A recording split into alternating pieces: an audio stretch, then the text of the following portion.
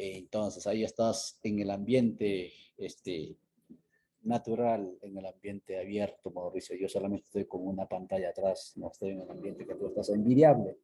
Pues Ah, bien, muy bien. estimadas y estimados seguidores, muy buenos días. Son las 10:09 de la mañana aquí en Centroamérica, en el marco de estas conmemoraciones en diferentes países de Centroamérica, específicamente Honduras, Guatemala, El Salvador, Nicaragua y Costa Rica, que conmemoran los 200 años de su emancipación de la corona española, pero también están países como México, Perú, celebrando o conmemorando esa fecha, la misma, con la misma razón.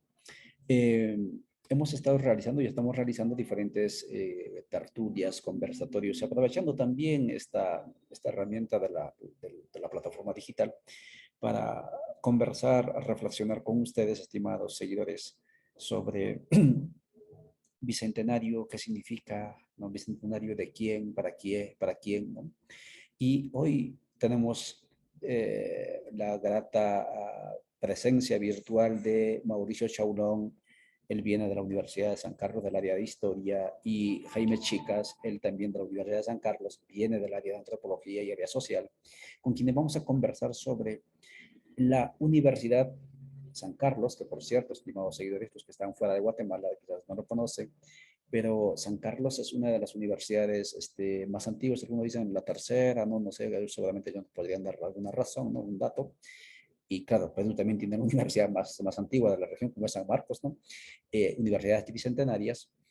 Y el rol que han jugado estas universidades en el nacimiento de la República, en el desenvolvimiento de la historia de la República de los 200 años, y también nos atreveremos a hacer una pinceleada de brocha gorda, decimos, sobre los desafíos y retos que tiene esta universidad de cara a la construcción de la propuesta del Estado plurinacional y de la ciudadanía, ojalá plurinacional. De eso vamos a hablar, pero como les suelo decir, no soy yo el que va a abordar el tema.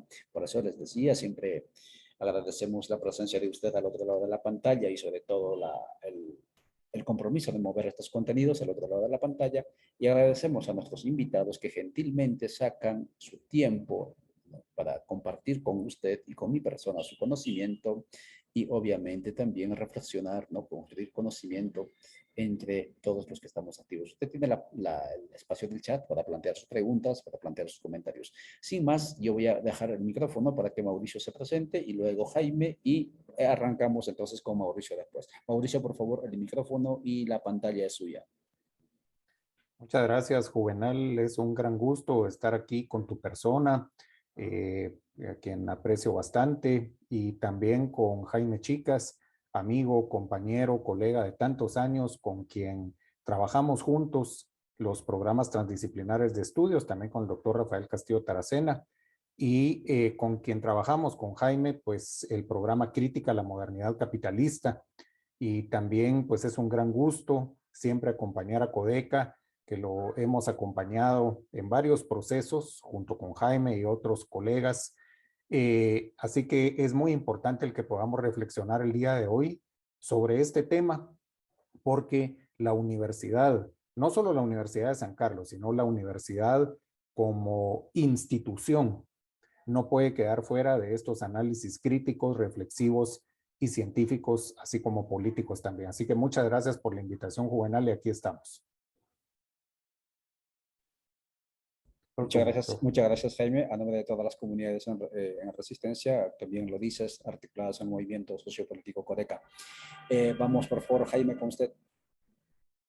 Muy buenos días a todos y todas, compañeros, compañeras de COECA y MLP, compañeros que nos ven de otras organizaciones también y de la universidad. Para mí también es un orgullo siempre poder ser parte de las actividades que ustedes realizan.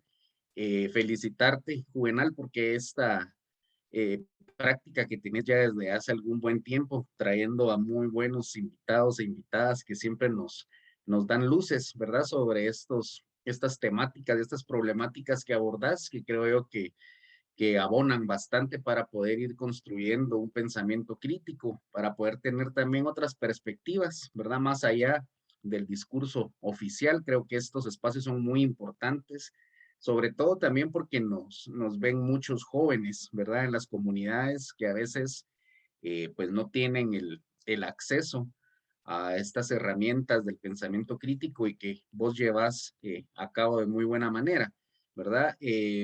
Muchas gracias por esa invitación y esperamos poder aportar el día de hoy, ¿verdad? A estas temáticas que se vienen realizando ya desde el año pasado.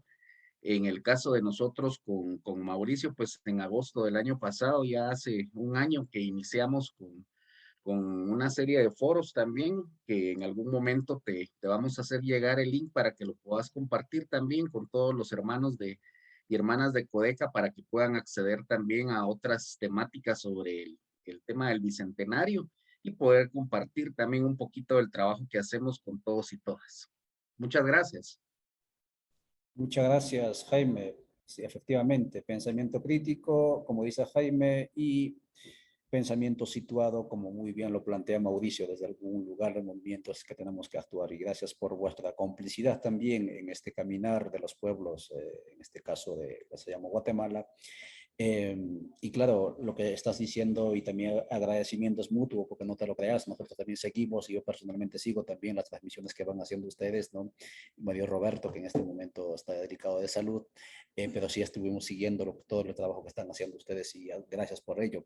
Y tengo que indicarles también a ustedes dos colegas que están ahí en la universidad que esta actividad se hace a sugerencia de la Coordinación Central del Movimiento. Una asamblea de coordinación se planteó de la necesidad de por qué no invitamos a Jaime y a Mauricio para que aborden el tema de la Academia de la Universidad en el Bicentenario.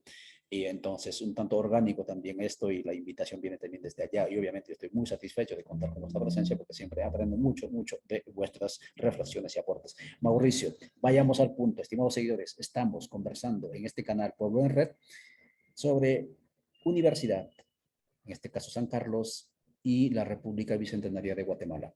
Y de entrada, entonces, Mauricio, la pregunta es, o la inquietud es, ¿cuál ha sido la función de esta universidad? Si me corregirás, creada en 1676 por ahí, si mal no recuerdo, mucho antes que naciera la República. ¿Cuál ha sido la función de la universidad en el nacimiento de la República que hoy se conmemora sus 200 años? Adelante, Mauricio. Bien, pues realmente hablar de la Universidad de San Carlos y su relación con el Estado-Nación guatemalteco es un tema muy amplio y muy profundo. Podríamos abordarlo desde diversas perspectivas, pero como bien dices, Juvenal, el nacimiento de la universidad corresponde al contexto colonial, es decir, a un contexto en el cual las universidades, como tú muy bien lo decías, jugaron un papel esencial en América y por supuesto que lo jugaban en Europa también.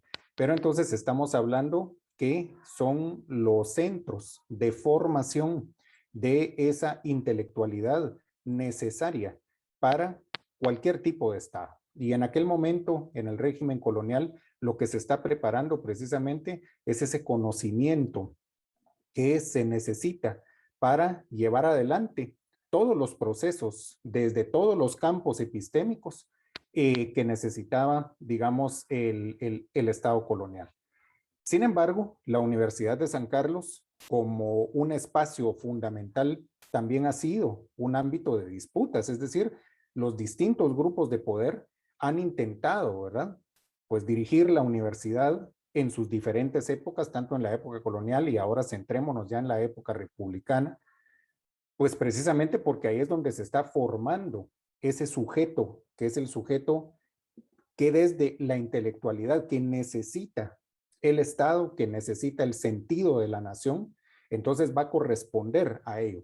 Y con esto entonces vamos a ir viendo que la universidad va a jugar un papel también en donde pues van a ocurrir esas relaciones sociales que están definiendo al Estado, no solamente, y a la nación por supuesto, no solamente como un campo o un ámbito de disputas por controlarla, por dirigirla, sino también la universidad como un reflejo de esto. Por ejemplo, si nosotros analizamos en la época colonial y digamos durante los primeros años de la época republicana o que podríamos denominar como independiente en esa complejidad de la formación de los estados nacionales, nosotros vamos a ver, por ejemplo, que la universidad se regía en principio por la pureza de sangre, como se denominaba en la época colonial.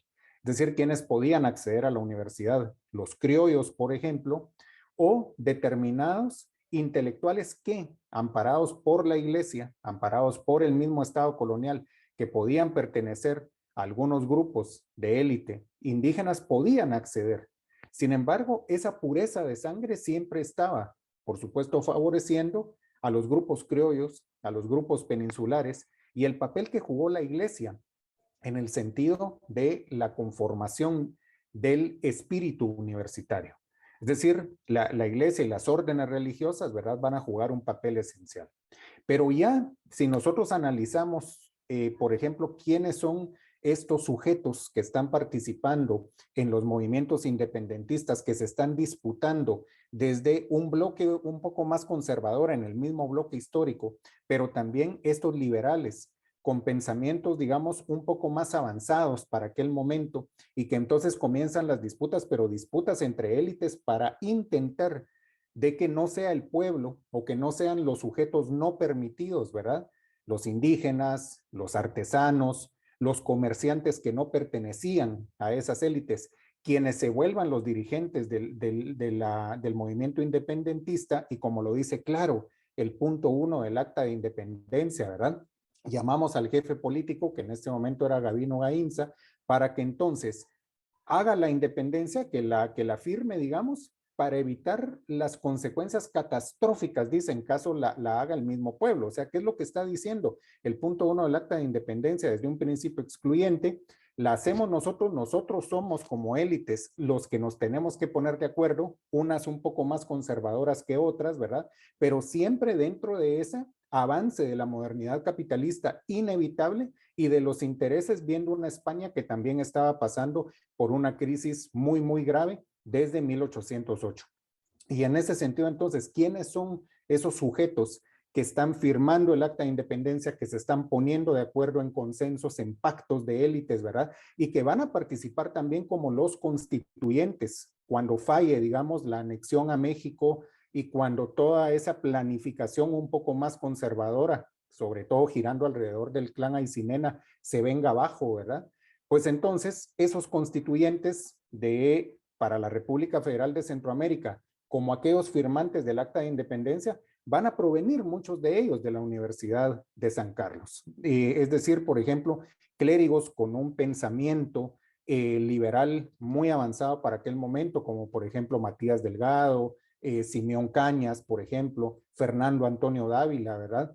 Provenían de la Universidad de San Carlos, pero también, por ejemplo, uno de los intelectuales orgánicos, no solamente de la nación en la primera parte del siglo XIX, sino también del sentido más conservador, como el obispo de Trajanópolis, Juan José Aycinena y Piñol, fue no solo egresado de la Universidad de San Carlos y miembro del alto clero, sino que también fue rector de la Universidad de San Carlos.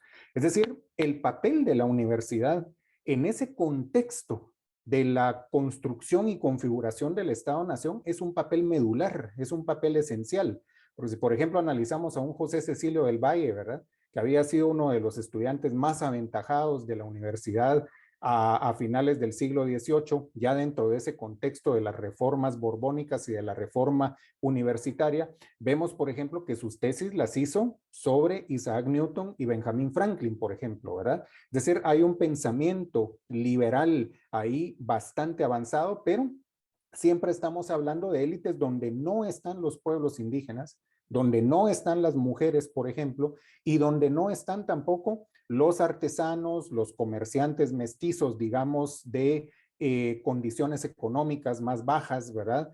Y mucho menos, digamos, el pueblo llano. Y en ese sentido, entonces, la universidad se convierte en un espacio institucional que al mismo tiempo va generando también pensamientos, va generando ideas, va generando conocimientos, pero al mismo tiempo también refleja no solo las disputas, sino los consensos entre las élites. Y en ese sentido, entonces, la universidad se convierte en un espacio fundamental de generación de sujetos que son a quienes vamos a ver nosotros en esos consensos, en esos pactos, porque entendamos, ¿verdad?, que la independencia y la primera configuración del Estado-Nación en el intento de anexarse a México y después en construir la República Federal de Centroamérica, va a ser un pacto entre élites, va a ser un pacto entre grupos de poder, en donde el bloque histórico, por un momento, va a tener el control, pero por otro, va a tener que ceder la hegemonía a los grupos liberales más avanzados.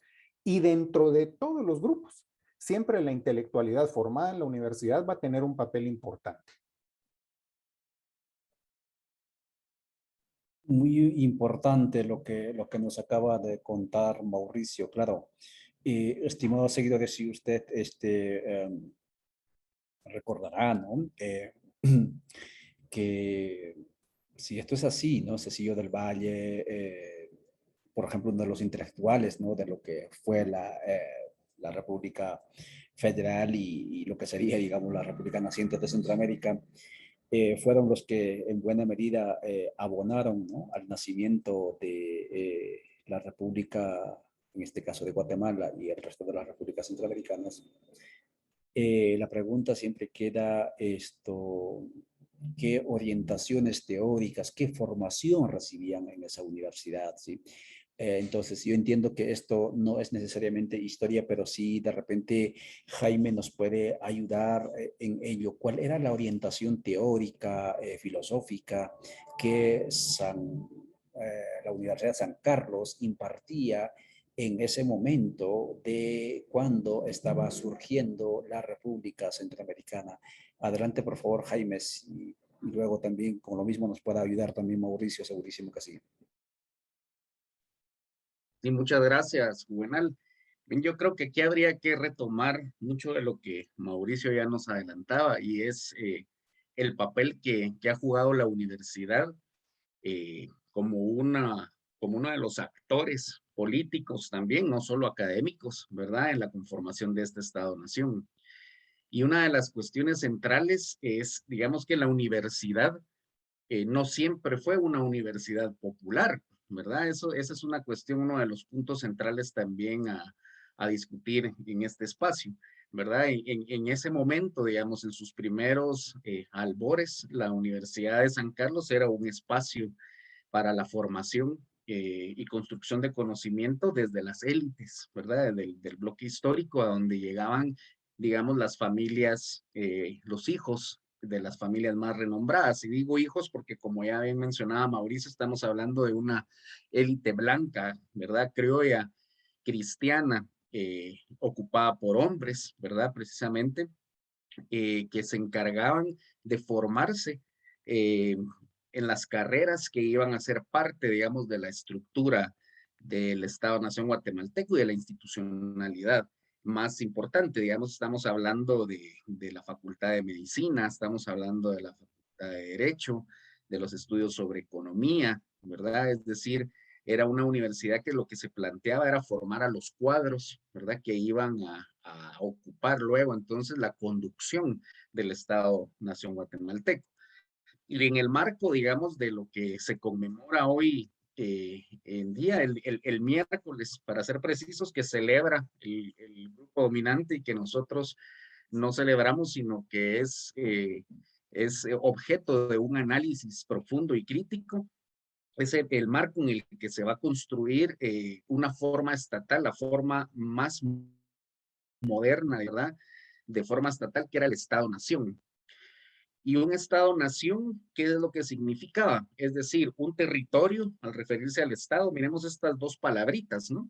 Era un territorio, conformar un territorio delimitado políticamente, geográficamente, al cual le perteneciera una nación homogénea, un pueblo homogéneo, ¿verdad? Es decir, una masa de población homogénea. Y aquí creo yo que si nos vamos a la radicalidad de la historia, es decir, a la raíz y al planteamiento central de por qué la crítica al Estado-Nación, es porque aquí surge entonces la idea de todos esos procesos de proyectos de nación que han buscado la homogeneidad social, ¿verdad?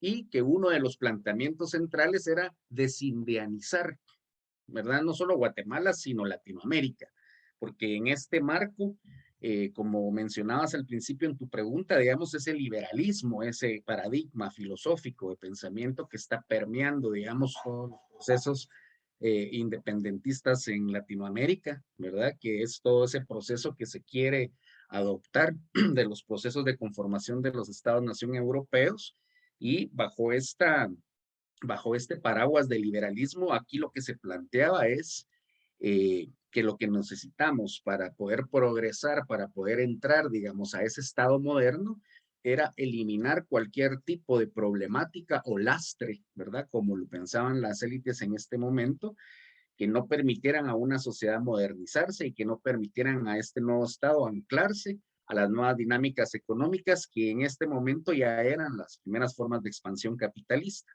¿verdad? Entonces la universidad empieza a formarse dentro de este paradigma de liberalismo y permea también sobre todo la perspectiva positivista, ¿verdad? Esto es también muy importante de mencionarlo. Y en este discurso del liberalismo, a manera de síntesis, lo que se busca es, o lo que el discurso expresa es que todos somos iguales ante la ley, ¿verdad? Todos somos iguales como seres humanos y que en ese sentido entonces hay que conformar un ciudadano homogéneo, ¿verdad? No podemos mantener las diferencias, ¿verdad? No se podía mantener la diversidad, las diferencias, sino que construir un ciudadano universal.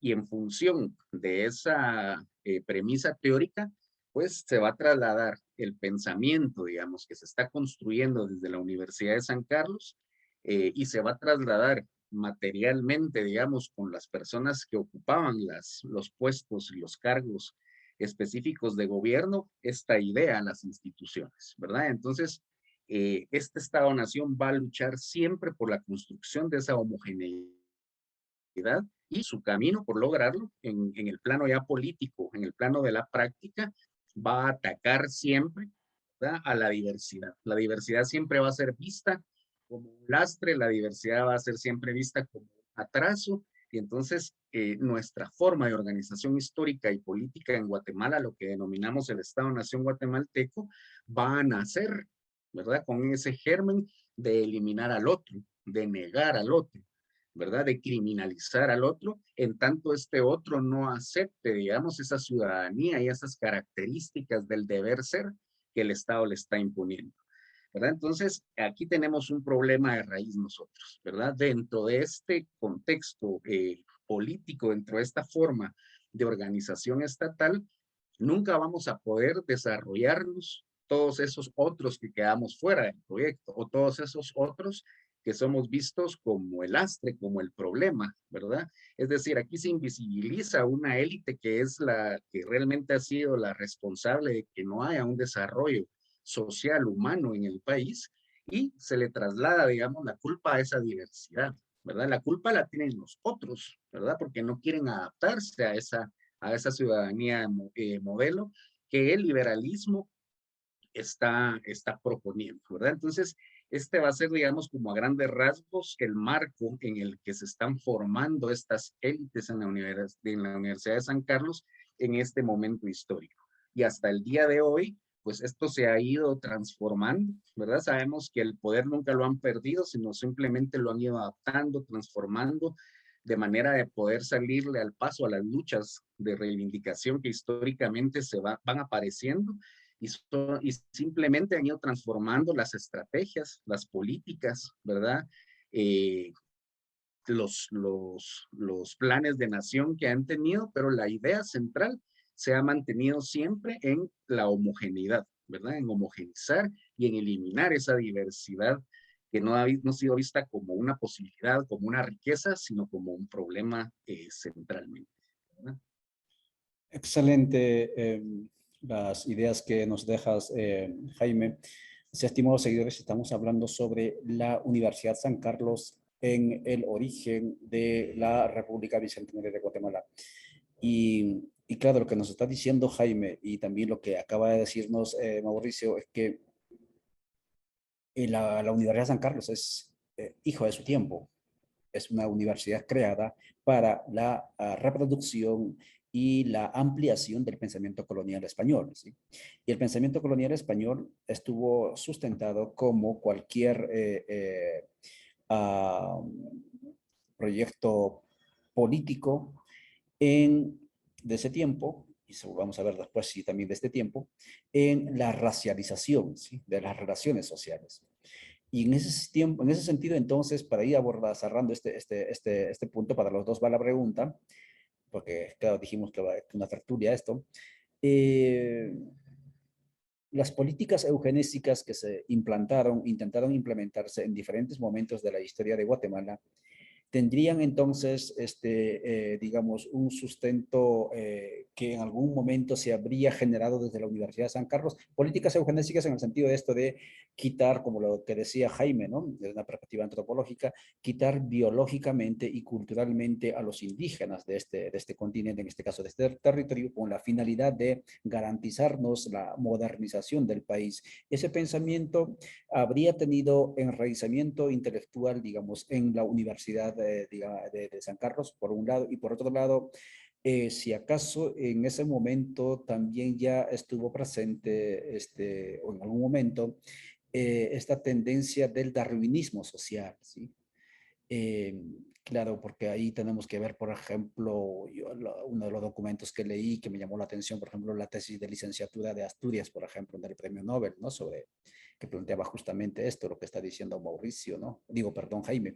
No sé cómo ven esto, Mauricio, y luego Jaime, y luego pasamos a la segunda parte. Sí, muy importante lo que han dicho ustedes, Jaime y Juvenal. Y aquí, como muy bien decía Jaime, ¿verdad? Nosotros tenemos que ver que la Universidad de San Carlos es el espacio de formación de la intelectualidad, de ese profesional intelectual que necesita, de los cuadros intelectuales que necesita el Estado-Nación. Y que entonces el Estado lo tenemos que entender nosotros como esa relación social compleja que desde lo político es garante de los intereses de la clase dominante. Y si nosotros, porque si nosotros comprendemos el Estado desde la trampa conceptual de que es neutral y de que todos entonces cabemos en el Estado, ¿verdad? Precisamente nosotros aquí desde los programas transdisciplinares de estudios estamos analizando ahorita las constituciones, cómo todas las constituciones, desde la de 1824 hasta la de 1985, con la excepción de la de 1945, ¿verdad?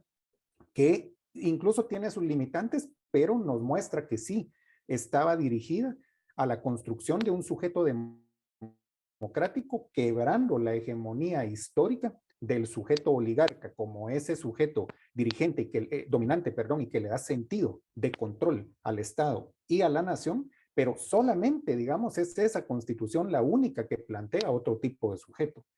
Pero todas las demás constituciones van planteando un sujeto desde esos principios, como muy bien lo explicaba Jaime, de una homogeneidad donde supuestamente todas las personas somos consideradas ciudadanas, pero siempre y cuando cumplamos con determinados requisitos que la estructura socioeconómica, o sea, la realidad social, negaba a las grandes mayorías. Es decir, por ejemplo, la Constitución de 1824 de la República Federal dice que está totalmente abolida la esclavitud, pero dice que solamente pueden ser ciudadanos quienes tengan una renta o una profesión. Ni los indígenas ni las mujeres podían acceder a la universidad y no eran considerados como que tuviesen una renta, porque digamos las tierras comunales no eran consideradas como renta y eran muy pocas mujeres propietarias. Por lo tanto, la ciudadanía estaba negada a los indígenas y a las mujeres, ¿verdad? Sin necesidad que la Constitución dijera los indígenas, no. Fíjense ustedes la trampa, ¿verdad? Y ahora con la Constitución de 1879, en el segundo liberalismo, y las reformas constitucionales de 1885, 1887, 1927, 1935, van a ir profundizando y lo van a decir claro. Solo son ciudadanos aquellos hombres o varones, decía, mayores de 18 años o en algunos casos mayores de 21, que sepan leer y escribir, por ejemplo, ¿verdad? Y lo decían claro, los varones, o sea, las mujeres, no.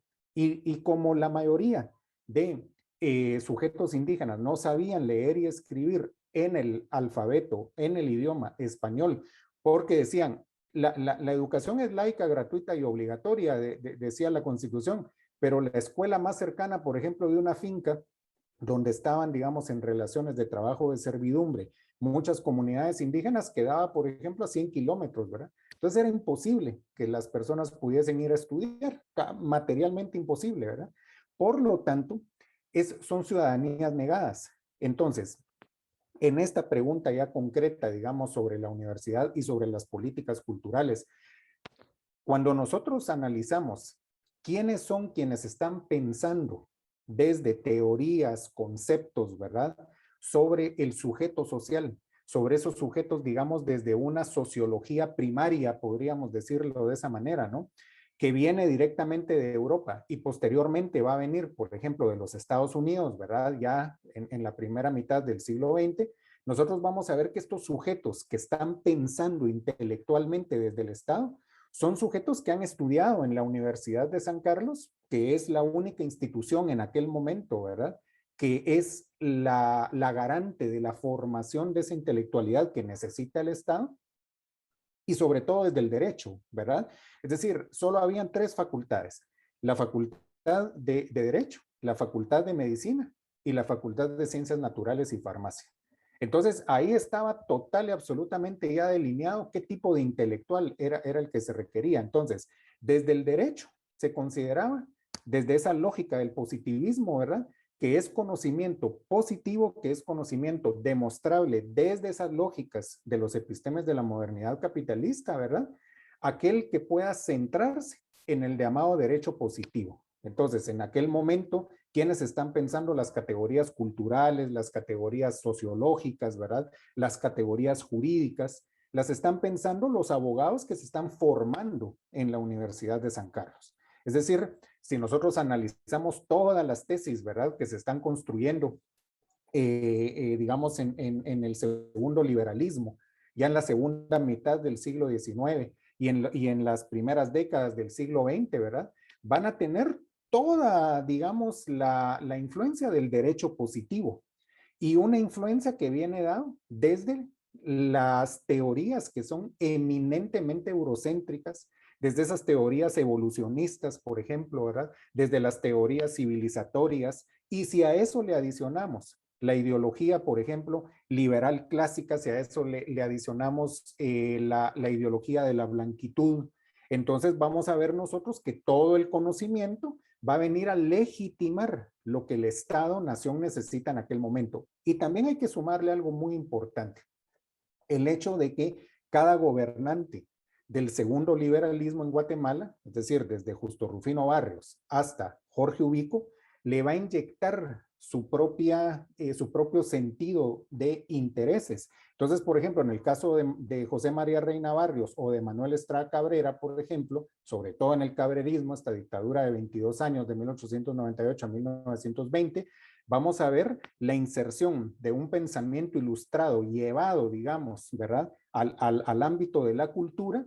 pero siempre desde ese eurocentrismo, ¿verdad?, donde lo que se está considerando es la asimilación del otro, siempre el indígena visto como el otro, ¿verdad?, el otro al que hay que asimilar, y entonces si se le puede ladinizar, perfecto, pero también hay que mantener diferencias para negarle derechos.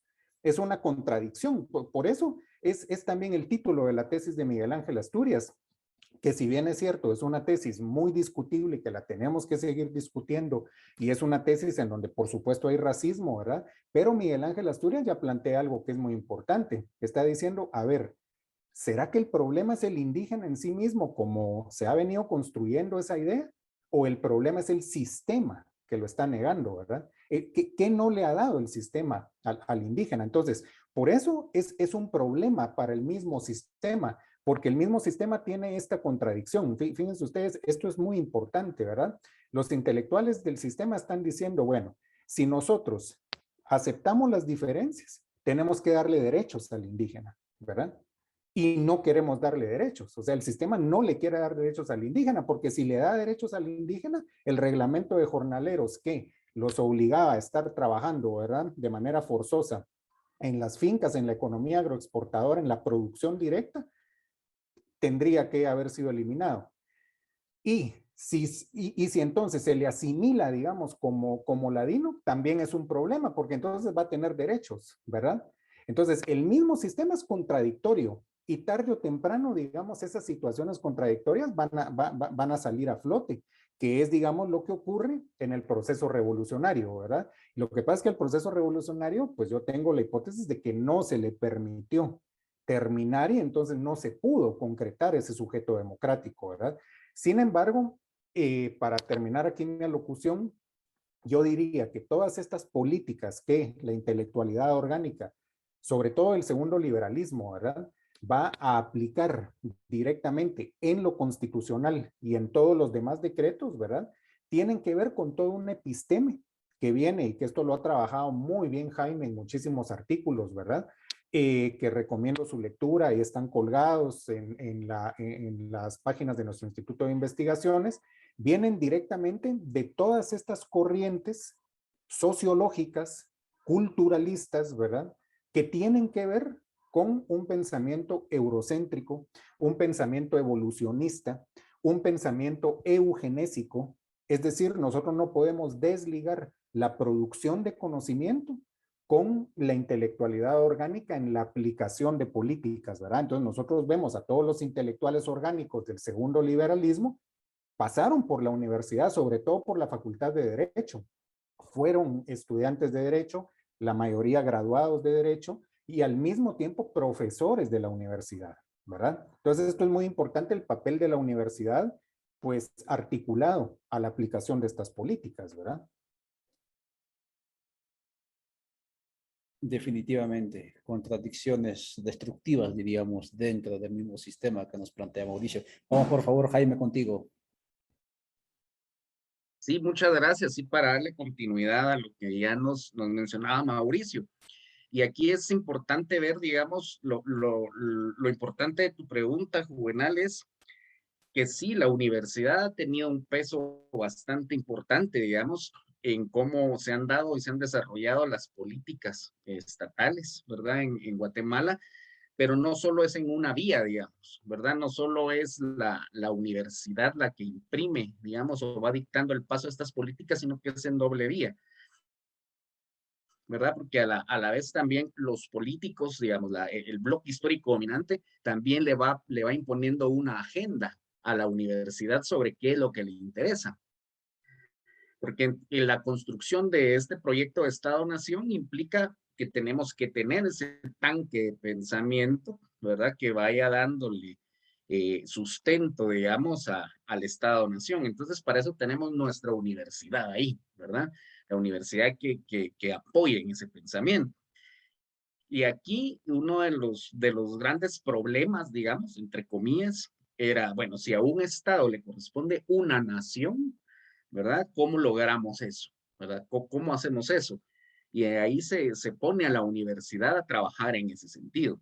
Y vamos a ver nosotros, por ejemplo, en esta famosa y denominada generación del 20, ¿verdad? En donde sobresalen, ustedes ya lo mencionaban ahorita hace un momento, la tesis de Miguel Ángel Asturias y también la de García Granados, ¿verdad? Sociología de Guatemala, ¿verdad? Los títulos, el problema social del indio, ¿verdad? Es decir, ahí en los títulos era qué se estaba poniendo a pensar, digamos, a ese profesional universitario, a ese estudiante que se iba a convertir en profesional, porque son tesis de grado. No es casualidad que ambas tesis hayan ganado también, ¿verdad? Premios a la mejor tesis, por ejemplo, ¿verdad? Entonces se estaba poniendo a pensar en este sentido, a ese tanque que era la universidad al servicio de este proyecto que naciente para poder buscar la solución entonces a cómo generar esa nación homogénea. Y para eso había que caracterizar al otro, a ese otro racializado históricamente, que era con palabras distintas, con conceptos distintos, pero que prácticamente era la misma mentalidad que se traía desde aquel debate entre Ginés de Sepúlveda y de las Casas, ¿no? Es prácticamente la mentalidad como un proceso de pensamiento de largo plazo, sigue teniendo impregnada esa idea del otro como subhumano, deshumanizar o subhumanizar a esos otros. ¿Cómo hacemos entonces para poderlos traer al proyecto. Y ahí viene una de las políticas más importantes para el bloque dominante, que ha sido las políticas de asimilación, ¿verdad? Cómo asimilamos a ese otro para convertirlo en un ciudadano con esas características que ya se hablaron, ¿verdad? Blanco, cristiano, clase media, etcétera, ¿verdad? Que son las características de ese deber ser del ciudadano guatemalteco. Entonces la universidad en ese juego de doble vía, ¿verdad?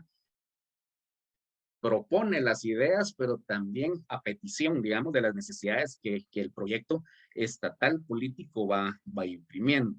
Otro de los ejemplos, aparte de la generación de los 20, es, por ejemplo, se traían al Paraninfo pensadores que en ese momento el pensamiento social impregnado desde estas características del evolucionismo que mencionaba Mauricio, tenían en este momento, según ellos, ¿verdad? Las propuestas más en boga, ¿verdad? Las propuestas de punta para poder lograr la modernización de las sociedades latinoamericanas. Aquí trajeron a Robert Redfield, por ejemplo, a darle una charla a los funcionarios del Estado en esa época.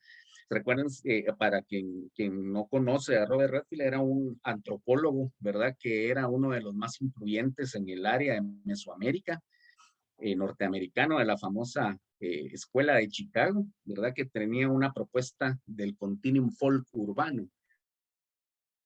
¿Qué decía esta propuesta? Que para que las sociedades se modernizaran tenían que tener un proceso de urbanización, ¿verdad? Había que ir eliminando todas esas formas de organización comunitarias todavía ligadas a la naturaleza, ¿verdad? A la madre naturaleza, había que irlas eliminando, había que ir industrializando, que ir urbanizando, para que entonces naciera un sujeto, ¿verdad? Un ciudadano moderno que iba a permitir que esas sociedades entonces realmente se fueran conectando ya a la urbanidad, a la modernidad, y pudieran darle, digamos, ese rostro al Estado nación guatemalteco y en general al latinoamericano que se necesitaba para entrar a ese nuevo mundo, a esa nueva modernidad, ¿verdad? Que estaba dictando Occidente. Y así podemos ir viendo varios ejemplos desde cómo la universidad siempre fue dando los debates que se dan más adelante. Aquí hablamos de la generación de los 20, en los 30 con Redfield, en los 40 se pasa al indigenismo, ¿verdad? Y digamos ya son propuestas también para solución. Siempre la pregunta es la solución para transformar al racializado, ¿verdad? Al otro, porque el otro es el problema, como decía yo en la primera intervención, ¿verdad? Entonces, la universidad sí ha tenido un papel muy importante, le ha impreso un papel muy importante a las políticas de nación que el Estado ha ido impulsando, tanto en dos vías, desde el blanqueamiento racial, eugenésico, las políticas eugenésicas hubieron desde principios del siglo XX, digamos, campañas para traer migrantes belgas y alemanes, ¿verdad? Que blanquearan a la población, hasta las políticas más de carácter cultural, que ha sido la ladinización, ¿verdad? Entonces tenemos esos dos pilares fuertes que desde la academia también se impulsaron mucho, ¿verdad? Decir, bueno, mírenlo, el blanqueamiento racial realmente no funciona, entonces tenemos que ir por una propuesta distinta, que es el mestizaje cultural, lo que aquí en Guatemala conocemos como la ladinización, la occidentalización de ese otro. Y de fondo, digamos, también la universidad en ese marco del positivismo que mencionaba también Mauricio, esa ciencia positiva, la imposición de una sola epistemología, es decir, de una sola forma de conocimiento y de desarrollo, ¿verdad? Entonces, aquí lo único que es demostrable es lo que la ciencia y el saber occidental imponen, ¿verdad? Todas las otras formas de conocimiento, todas las otras formas de saberes son cualquier cosa menos conocimiento concreto, ¿verdad? Material, sino que son pensamientos mágicos, son costumbres y tradiciones, son supersticiones, etcétera. Entonces también se busca la eliminación de todas esas otras formas del conocer y se quiere imponer una sola forma también de desarrollo y de pensamiento único.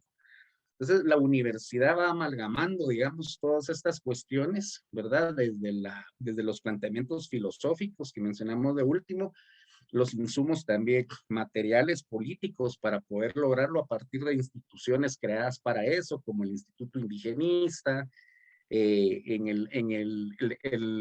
la institución por excelencia para la difusión del poder y el control, que ha sido el sistema educativo, ¿verdad? Es decir, unificar el conocimiento y llevarlo por todo el país para que se eliminen esas otras, es una eliminación de la cultura, un genocidio cultural también, y poder imponer una sola forma de entender el mundo, una sola cosmovisión, hasta cuestiones incluso en el plano de la economía, ¿verdad?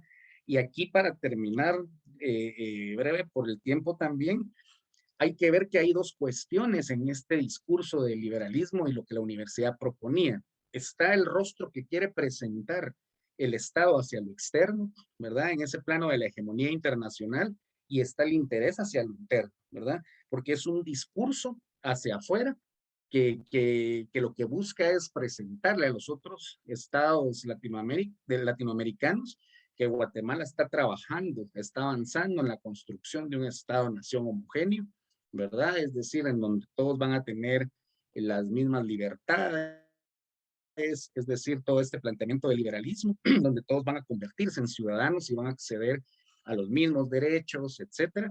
Pero está el rostro interno, donde ese discurso es eso, nada más una narrativa, un discurso, porque en la práctica no le interesa en realidad construir esa homogeneidad, porque si no mantiene a los grupos racializados existiendo, no tiene esa unidad productiva de acumulación y explotación, ¿verdad? Entonces, hacia lo interno, ese discurso no aplica, ¿verdad? Es decir, hay que mantener al racializado, racializado. Necesitamos, es una economía basada en la explotación agrícola que permite que esa élite dominante se reproduzca, ¿verdad? Entonces, están estas dos facetas, el discurso, lo que se dice hacia lo externo, ¿verdad? Que se fundamenta en este discurso liberal, y está la realidad, ¿verdad? Hacia el interno, que son estas políticas que lo que buscan es mantener, digamos, sometidas a todas estas otras poblaciones que están fuera del proyecto del Estado-Nación guatemalteco. Y la universidad, pues sí, de hecho, va a tener un papel importante en la construcción de todas estas políticas y perspectivas. Muchas gracias, Jaime. Valiosos los aportes que vas indicando y claro, la universidad como vehículo, como herramienta de la modernización y la construcción de todos los, digamos, instrumentos, instituciones modernos en el país, como puede ser Estado, Estado-Nación, etcétera, la ciudadanía y todo lo demás. Y eso justamente es lo que vamos ahora entonces a abordar en el siguiente punto. Vamos a leer algunos mensajes. Dice Mauricio Javier Sierra Morales, saludos desde Huaín, en Colombia. Red dice, excelente. Mariela Obando dice, saludos desde Quetzaltenango. Gracias, Mariela, por mirarnos y por seguirnos. Mariela dice, hay que diferenciar muy bien el positivismo jurídico y el derecho positivo, aunque emana de un derecho liberal, pero el positivismo jurídico es el sistema de pensar y el derecho pensar. A ver, texto largo, emana de un derecho liberal, pero el positivismo jurídico es el sistema de pensar el derecho despojándolo de la interacción de las dinámicas económicas, sociológicas, políticas, culturales, etc. Es decir, sin tomar en cuenta el contexto social, un proceso de imperativos categóricos de Kant. Hay que destruir a Kant, Hegel, Rawls, hay que pensar un derecho decolonial, de la liberación, eso está pendiente. De hecho, claro que sí, de eso es lo que vamos seguramente a abordar también, aunque no es netamente jurídico la conversa, pero sí, seguramente que sí. Mariela, gracias por tu comentario. Hay que profundizar mucho la historia de la ciencia y la filosofía. Muy bien. Gustavo Maldonado nos dice, excelente intervención, Jaime Chicas y Mauricio Flores Chaurón Vélez, dice. Mauricio Javier Sierra Morales dice, lo peor es que actualmente se están organizando universidades supuestamente indígenas que reproducen el pensamiento neocolonial con nuevos racismos. Ese es el comentario del compañero Mauricio desde Colombia. Interesante tema, interesantes puntos de vista, dice Cristian Sandoval. Sí, estimados seguidores, estamos hablando con Mauricio y con Jaime sobre universidad en Guatemala y la República Bicentenaria, Universidad Bicentenaria y República Bicentenaria. Y aquí viene la pregunta entonces para abordar el segundo punto y ojalá de manera resumida podamos para pasar al tercer punto, que es qué expectativas, qué retos tenemos que tiene la universidad para la construcción de la nueva ciudadanía, del nuevo Estado, de la nueva nacionalidad, etcétera. Y la inquietud entonces es, si esto es así como acaban de mencionarlo ambos panelistas, entonces podemos decir que tanto la universidad, no nos referiremos a los grupos de poder, porque no es el tema, obviamente pues, lo podemos hacer también, pero hablando desde la universidad entonces habría fracasado en su cometido porque no hemos logrado construir modernidad, no hemos logrado construir ciudadanía universal, no hemos logrado construir una nación, como decía en este caso de Jaime, homogénea, como se lo planteaba, digamos, y como se plantea el liberalismo, obviamente la filosofía colonial, ¿no? En sí, ¿verdad? Cuando, digamos, la universidad no podemos nosotros dejarla de ver fuera de los intereses de los grupos de poder, ¿verdad? Es decir, la universidad, como hemos venido diciendo históricamente, es un campo de disputa. Por eso es que la universidad, vista hoy desde el presente, ha sido un interés muy grande, ¿verdad? Por cooptarla, por intervenirla, ¿verdad? Y no solamente estoy hablando de intervenciones directas desde lo militar, ¿verdad? Una ocupación militar como fue en 1985 o como fue, por ejemplo, en 1984, en 94, perdón, con el asesinato de Alioto López, por ejemplo. No estoy hablando solo de esas intervenciones o una intervención, por ejemplo, desde el Estado mismo a sus finanzas, ¿no?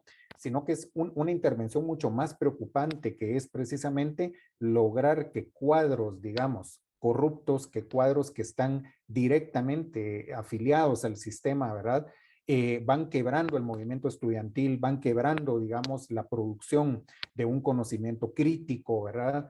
Es decir, la universidad han querido debilitarla, han querido quebrarla y hay diversos intereses. Están los intereses privatizadores de la universidad y que dicen ya no darle más dinero a la universidad y entonces pues privaticemos la verdad. Es decir, existe toda una serie de intereses que son nefastos, ¿verdad?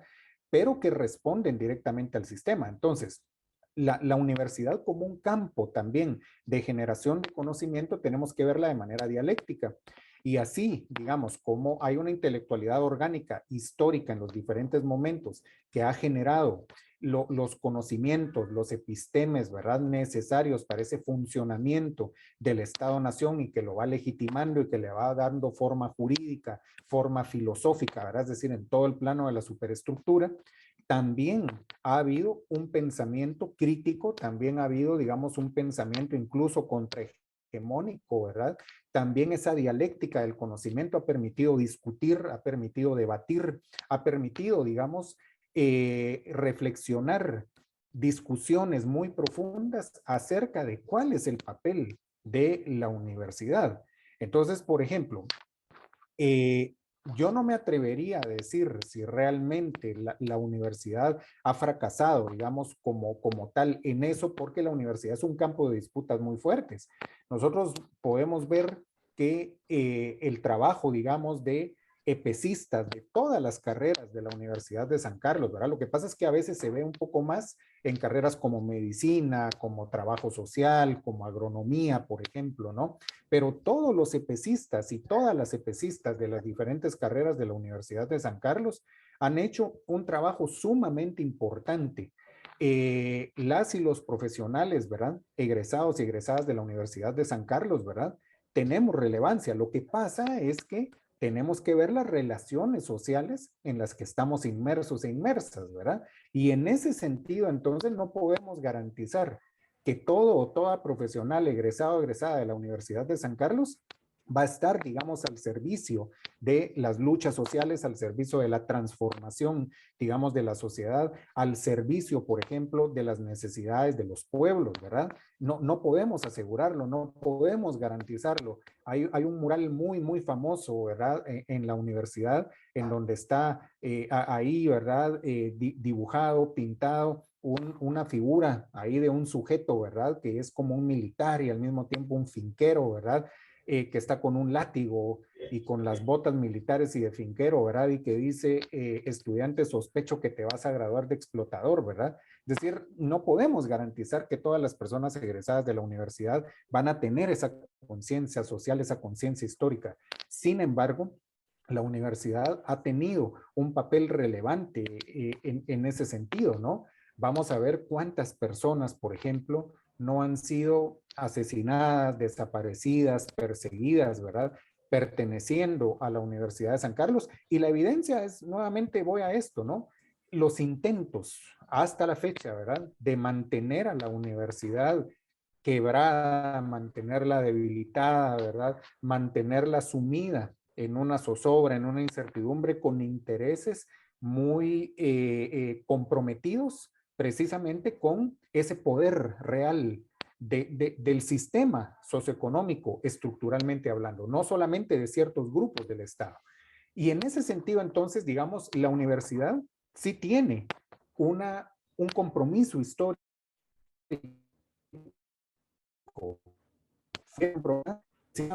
en analizarse críticamente en este momento. ¿A dónde hemos llegado nosotros en estos 200 años, verdad? ¿Qué hemos hecho? ¿Qué hemos dejado de hacer? Y precisamente, digamos,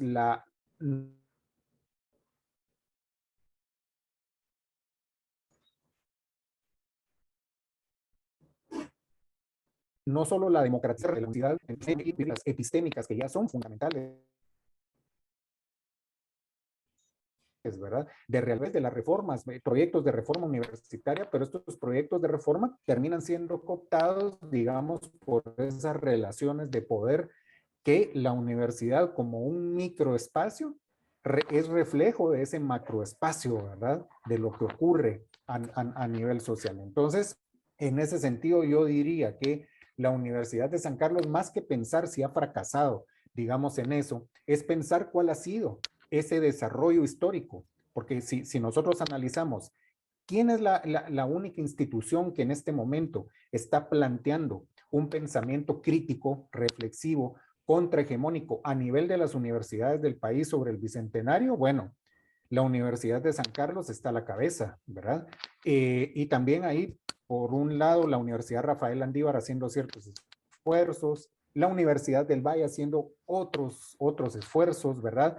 Pero, por ejemplo, hay universidades que sí están ligadas con el discurso oficial, con la ideología oficial, por ejemplo, ¿verdad? Históricamente establecida, y que están desarrollando otro tipo, digamos, de pensamiento en ese sentido.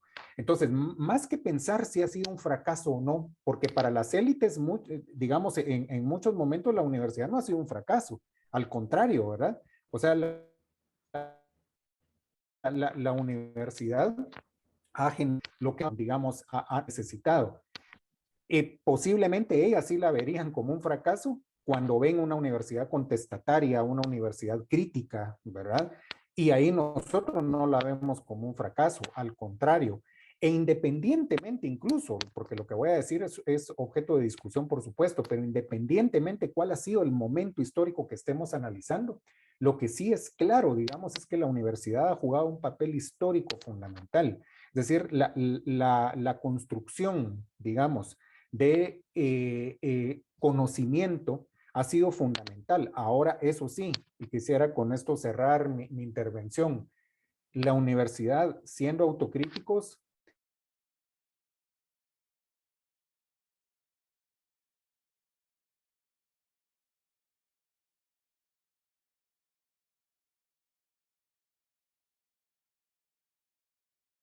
diversificarse y no desde esa lógica de vamos a integrar al otro, ¿verdad? A ese sujeto indígena, siempre viéndolo como te vamos a integrar a lo que vale la pena estar integrado. No, Estamos hablando de la universidad pública que tiene que pasar por un proceso de transformación democrática también, en donde tiene que abrirse a una diversidad de conocimientos, ya no desde esa lógica de nosotros somos el ente superior que vamos a traer al otro, ¿verdad? No, sino diversificarse un poco, digamos, desde una lógica horizontal y desde una lógica democrática, digamos, ¿no? Democrática real. Ese sí es un reto muy, muy profundo que tenemos como universidad, ¿verdad?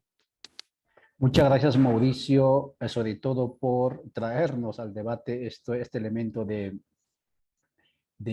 la universidad como campo de disputa.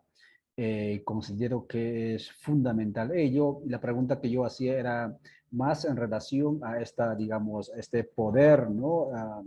Intelectual, orientación político, epistemológico, que buscaba justamente la homogeneización, buscaba la construcción de una nación, etcétera. Vamos contigo, Jaime, por favor, tu planteamiento al respecto.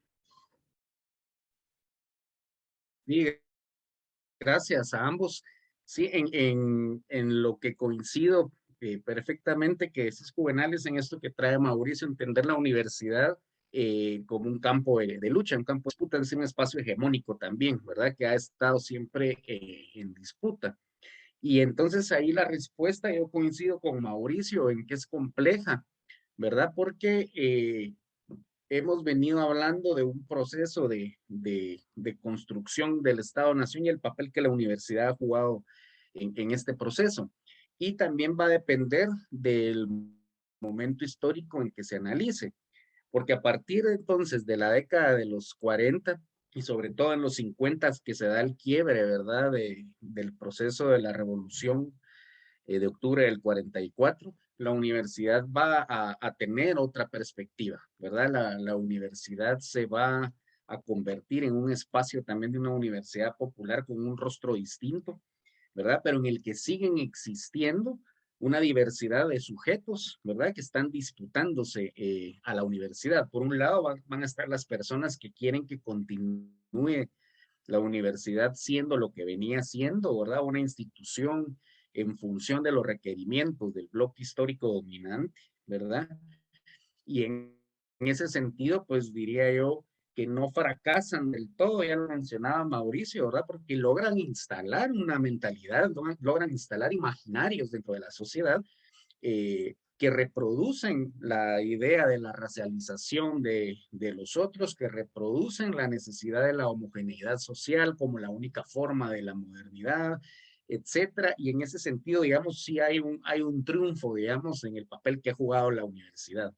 Pero por otro lado, digamos, lo que hace el fracaso van a ser que a la vez fracasen y no puedan llevarlas a cabo como políticas totales, va a ser que la misma universidad se va a abrir a otros grupos con pensamiento crítico. Aquí el papel, por ejemplo, que va a jugar la entrada ya con fortaleza del marxismo en las ciencias sociales, por ejemplo, ¿verdad? Y en la universidad en general, que va a permitir una transformación dentro de la universidad y va a permitir también algo que no se había dado con anterioridad, que va a ser la conexión con los movimientos populares, ¿verdad? Con el movimiento campesino, indígena, campesino y popular, ¿verdad? Entonces van a ser las mismas resistencias y la misma dinámica de ese magma social, ¿verdad? Que se está organizando, que está teniendo otra dinámica, ¿verdad? Y a partir de los 50 y en los 60 y en el inicio de la guerra interna,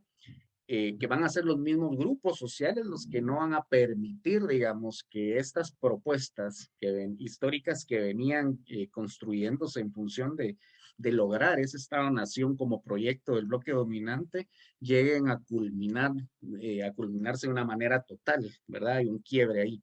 Pero eso solo lo va a permitir esta nueva dinámica de la universidad, que es la conexión con los movimientos populares que no había tenido, ¿verdad? Y aquí entonces estamos entrando a una nueva etapa de importancia de la universidad también, que nos va a conectar a tu tercer propuesta, Juvenal, que son lo de los retos, como mencionaba Mauricio, ¿verdad? Que vamos a irlo conectando para como un puente, que es esta perspectiva ya de una universidad que debe de salir de sus edificios, ¿verdad? Una universidad que debe trascender los muros y es esa universidad popular, esa universidad que debe llegar a todos, a toda la sociedad. Ya no es solo una institución acartonada, ¿verdad? De profesionales entacuchados, ¿verdad? Y con su maletín formándose dentro del espacio de la universidad, sino que ya es la idea de una universidad que abre, que sale, que llega, ¿verdad? A las comunidades, que incluso se involucra, ¿verdad? En los movimientos populares, incluso en el movimiento armado. Entonces, esto es también importante analizar, porque no solo es como se ha querido plantear, ¿verdad? Desde la descalificación de la universidad, un grupo de estudiantes, hombres y mujeres estudiantes y profesores, catedráticos y catedráticas que se unían, ¿verdad? A las filas guerrilleras y revoltosos, bochincheros, ¿verdad? Es decir, toda esta es la construcción de esta narrativa de la descalificación, sino que era una universidad que seguía teniendo construcción de conocimiento, ¿verdad? Eso es lo que se ha querido negar, es decir, habían compañeras y compañeros construyendo un conocimiento serio, formal, que se sumaba y que le abonaba, digamos, a los movimientos sociales. Como dijiste, Juvenal, en un momento, la universidad hija de su tiempo, por supuesto, Mauricio decía, hay que ser autocríticos, ¿verdad? En su momento, pues se abre, llega a lo, sale de sus muros la universidad, pero en ese momento también no estábamos planteándonos muchos de los temas que nos planteamos ahora, ¿verdad? En este momento, digamos, sí se quería llevar a esa universidad, pero sí todavía estaba permeada por este pensamiento único, ¿verdad?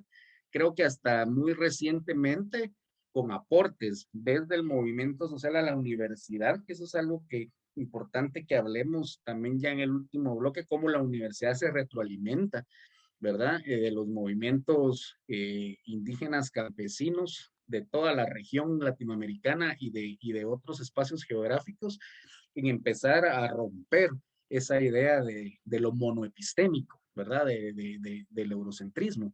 Pero en este momento, digamos, esos no eran temas que todavía se planteaban, ¿verdad? Habría que ubicarnos también en ese contexto histórico, político, académico.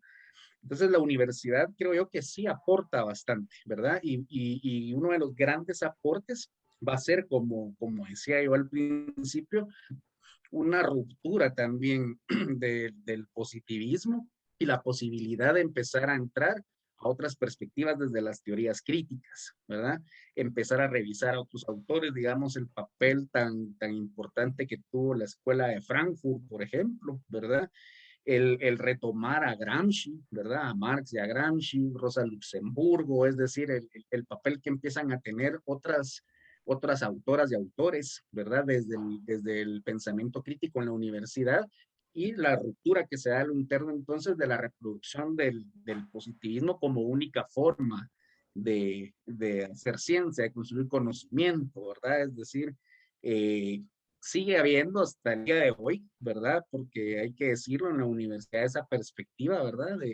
De muchas unidades o compañeras y compañeros que siguen en esa perspectiva positivista, pero ya no es la única, digamos, ¿verdad? Ya no hay una hegemonía en el positivismo, sino que hubo una apertura a poder plantearnos otras herramientas para analizar la sociedad, a poder plantearnos otras metodologías que no son las del investigador desde el escritorio, ¿verdad? Sino que la construcción de un conocimiento en conjunto con los sujetos, con y desde los mismos sujetos sociales, etcétera, ¿verdad? Entonces, sí la universidad permite, digamos, generar otra dinámica, sobre todo en este momento, digamos, a partir de la segunda mitad del siglo XX, en pensar estas otras metodologías de incluso educación popular, las corrientes de la liberación, ¿verdad? Que van a influir mucho, ¿verdad? En la pedagogía de la liberación, la filosofía de la liberación, etcétera.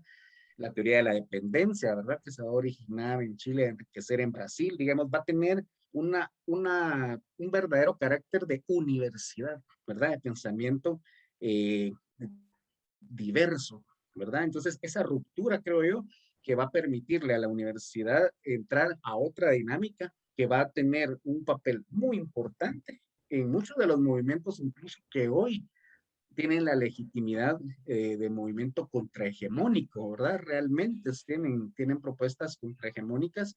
Y creo que en ese momento la universidad va a permitir también reflexionar, así como retroalimentarse de esos otros sujetos. Entonces, ahí digo yo que para ir concluyendo, la red compleja en ese sentido, porque si triunfan, digamos, estas ideas porque logran instalarse en la sociedad, sobre todo urbana, de clase media, ¿verdad? Con acceso a la formación, que sigue reproduciendo estas ideas de la racialización, la ideología de la blancura, el eurocentrismo, ¿verdad? Dentro de sus mentalidades, pero fracasa, digamos, en el sentido de que la misma dinámica, como decía, ese mismo magma social va a romper esa única forma que tenía la universidad de pensar, ¿verdad? Y le va a abrir las puertas en la extensión universitaria sobre todo, a muchas posibilidades nuevas de hacer universidad, de hacer vida universitaria.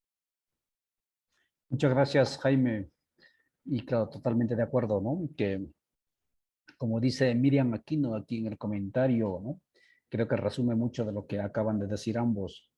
Al ver el video de Consuelo Porras dando clases, se puede ver las diferencias que existen entre los mismos alumnos, unos levantando la voz y protestando y otros defendiendo el sistema podrido. Efectivamente, eso es la, digamos, la realidad, ¿no? De esta universidad y de otras universidades, ¿no? Que por cierto, todo lo que se está abordándose en esta tertulia no es exclusividad de la Universidad de San Carlos. Eso ocurre con la Universidad de San Marcos de Perú, ocurre con la Universidad de San Simón de Bolivia.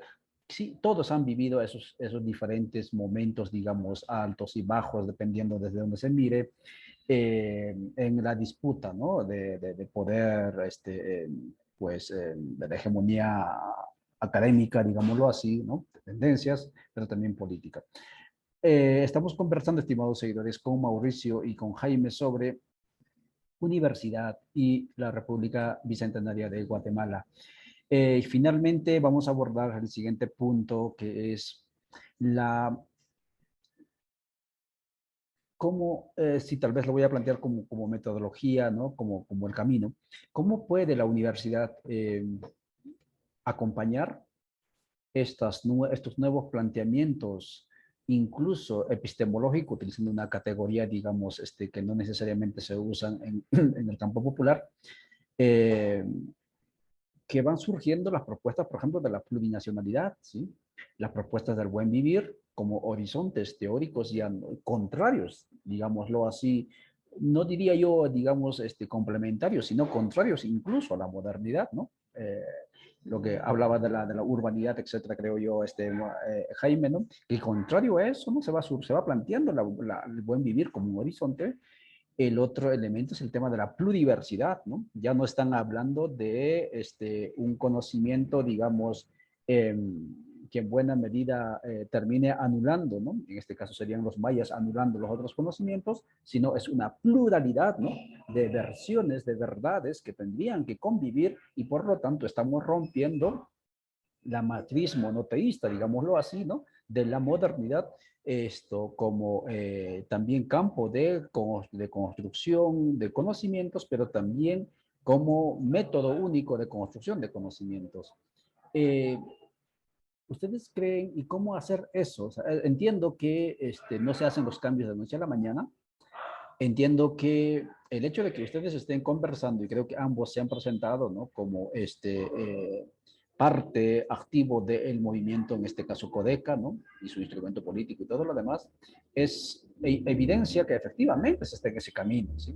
En la manera como lo están abordando ustedes, muchos de nuestros seguidores que nos están viendo y los que van a ver este contenido después, segurísimo que se van a sentir identificados con lo que están indicando y esos prejuicios, ¿no? Que de la, entre comillas, premodernidad viene del antiacademicismo, ¿no? hegemónico, seguramente se va a ir diluyendo porque se van a ir conociendo mutuamente, porque en este caso son mundos desconocidos mutuamente también. ¿Es posible, adelante por favor, es posible avanzar hacia allí? Adelante por favor, Mauricio, y luego Jaime. Sí, definitivamente, si nosotros analizamos históricamente cómo la Universidad de San Carlos de Guatemala ha estado íntimamente ligada a la lucha de clases en todos sus momentos, ¿verdad? Ya sea desde el poder o ya sea también desde la misma lucha que viene de los sectores populares, de los sectores que han sido colocados en la subalternidad por parte del poder real, y también a otras luchas sociales, es decir, no solamente la lucha de clases, pero veamos históricamente el papel que ha tenido la Universidad de San Carlos en la agudización de la lucha de clases durante el conflicto armado interno o la guerra interna, como le querramos denominar, pero el papel de la universidad fue fundamental, tanto por parte, digamos, de estudiantes, docentes, investigadores, personal administrativo, que se involucró directamente desde una toma de conciencia importante, que como muy bien decía Jaime, no solo viene la conciencia política, sino que viene la conjunción con los conocimientos adquiridos, ¿verdad? En la universidad, en todas las carreras, involucrarse directamente a favor de las luchas populares, ¿verdad? Mientras que otros sectores estaban buscando precisamente cómo desligar a la universidad de ahí y que la universidad siguiese siendo una institución al servicio del poder. O sea, la Universidad de San Carlos es de los espacios de mayor disputa que hay dentro del espacio público, ¿verdad? Esto no podemos dejarlo de ver. Y hoy por hoy, ustedes, por ejemplo, pueden analizar, ¿verdad?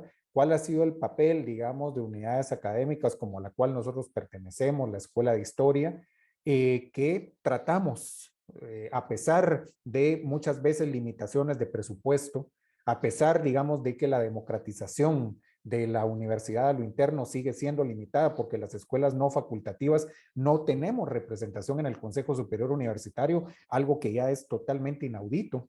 A pesar de muchas de estas limitaciones, estamos tratando de construir un pensamiento contrahegemónico. Y por supuesto que hay diferencias también a lo interno de nuestra unidad académica, porque no podemos nosotros pensar que el pensamiento contrahegemónico o el pensamiento crítico, ¿verdad? Es homogéneo, ¿sí? Y no debería de serlo tampoco. En ese sentido, entonces, más que un acompañamiento, hay un involucramiento directo que sí está, que sí existe, ¿sí? Pero también no podemos romantizar nosotros la Universidad de San Carlos, como muy bien decía Jaime, que es la idea que el poder real ha tratado de representar. No, pues en la Universidad de San Carlos nunca se estudia porque siempre se va a huelgas, porque siempre se cierra, porque ahí solo hay comunistas, porque ahí solo hay personas que no quieren llegar a hacer nada, solo la huelga de Dolores. Incluso la misma huelga de Dolores es una evidencia de cómo se empezó a construir un pensamiento crítico con las herramientas, digamos, de aquel momento, ¿verdad? Finales del siglo XIX y, digamos, el papel que tuvo la generación del 20, ¿verdad? En construir esa cultura huelguera que desde una estética satírica ha dado muchísimos aportes intelectuales, ¿verdad? A ese pensamiento crítico y muchas veces contrahegemónico, ¿verdad? Pero la universidad, yo no utilizaría el acompañar, sino el involucramiento directo, ¿no? Hay muchísimos proyectos de investigación, proyectos que no solamente están en las ciencias sociales, que a veces son los más evidentes, sino también otro tipo de proyectos que lo que sucede es que el poder real pues trata, digamos, de no darlos a conocer o trata de restarles, digamos, un presupuesto. En ese sentido, por ejemplo, la Universidad de San Carlos sigue siendo ese espacio en donde se dan las mayores disputas, porque recordemos, es la universidad, es la educación superior, es la institución donde se está formando al profesional. Y por eso, digamos, a nosotros nos sigue preocupando que la exclusión para entrar a la universidad Yo sé que debe de haber una preparación, y lo digo como profesor e investigador de la Universidad de San Carlos y egresado de la universidad. Tiene que haber una preparación importante para iniciar la carrera universitaria, pero de una manera intencional se ha debilitado la formación en la educación primaria y la educación media. Esto ha sido intencional. Entonces, muchas personas no logran entrar a la Universidad de San Carlos porque son exámenes sumamente complejos, son exámenes sumamente duros que no corresponden a esa realidad. Es como lo que pasa con lo de las ciudadanías. No había necesidad que la Constitución de 1824 o la de 1851, la de 1879 dijera los indígenas y las mujeres no. Solo con poner el requisito de saber leer y escribir, ya estaban afuera, pues los indígenas y las mujeres, ¿verdad? Y en ese sentido, es lo que sucede con personas que pretenden entrar a la universidad. Se le dice, mire, aquí está el examen, usted puede entrar si lo gana. Sí, pero viene con una muy mala preparación desde la educación media. Y eso es intencional. Entonces, se recurre, por ejemplo, a universidades privadas de muy bajo nivel, que lo único que están pensando es, digamos, que se inscriban las personas para producir fuerza de trabajo semicalificada, ¿verdad? U optar a otro tipo de educación, que es una educación, digamos, que no va a permitir un pensamiento crítico, el desarrollo de una intelectualidad o de una profesionalización que esté ligada a resolver los urgentes problemas del país. Y en ese sentido, entonces, algo que es muy importante es también invitar a las personas, ¿verdad? A que puedan indagar, investigar qué es lo que se está indagando e investigando en la Universidad de San Carlos, y también desde la universidad es fundamental que no quedemos discutiéndonos solo entre nosotros, porque discutir en congresos académicos, discutir, por ejemplo, en encuentros, ¿verdad? Mañana comienza el Encuentro Nacional de Historiadores y yo creo que no muchas personas lo saben, ¿no? Entonces esto se va a transmitir, por ejemplo, por el Facebook de la Escuela de Historia, y es importante que en vez de estar hablando solo entre nosotros, no tengamos nosotros la posibilidad de hablar con todas las personas posibles. La universidad debe de llegar, como decía el Che Guevara, ¿verdad? En 1959, en un famoso discurso en la Universidad de La Habana, la universidad tiene que pintarse de negro, de rojo, de amarillo, de verde, en una metáfora, ¿verdad? De la diversidad, porque el profesional universitario, como escribió René Castillo, ¿verdad? No puede quedarse ya hablando para sí mismo, ¿verdad? Y termino con esto. Cuando yo entré a la universidad como estudiante en 1993, me recuerdo que hubo una reunión en la sede de la AEU donde el compañero Víctor Hugo Udiel, que era el secretario general de la AEU en ese entonces, dijo, ¿por qué no empezamos a plantear la multiversidad? Es decir, se hablaba en ese momento ya de romper, ¿verdad? Ese paradigma de la universidad como la universalidad o lo único, ¿verdad? Sino hablar de la multiversidad. Es decir, muchos de los planteamientos que en este momento pareciera que son nuevos, ya se estaban planteando mucho tiempo antes, ¿no? Dentro de esas luchas sociales, y por eso comencé hablando de la profundización de la lucha de clases. Mauricio, muchísimas gracias. Muy ilustrativo tus palabras. Vamos a escucharle a Jaime. Son las 11:30, 33 de la mañana en Centroamérica, y vamos a ir concluyendo esta conversación virtual que usted y nuestros dos invitados, Mauricio Chaulón y Jaime Chicas, están realizando sobre universidad, obviamente en Guatemala, universidad y la República Bicentenaria en estas tierras. Adelante, por favor, Jaime.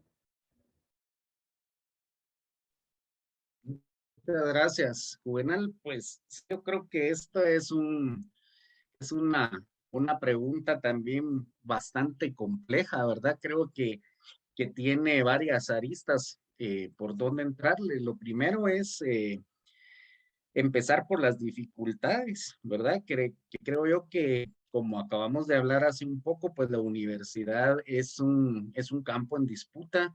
El hecho de que la universidad haya tenido un impacto tan fuerte, digamos, en los cambios sociales durante esos 30 años, perdón, de guerra interna y luego, digamos, en la actualidad, aún desarticulada, aún descabezada, digamos, siguió teniendo un impacto, pues muestra de eso es la desarticulación sistemática, ¿verdad?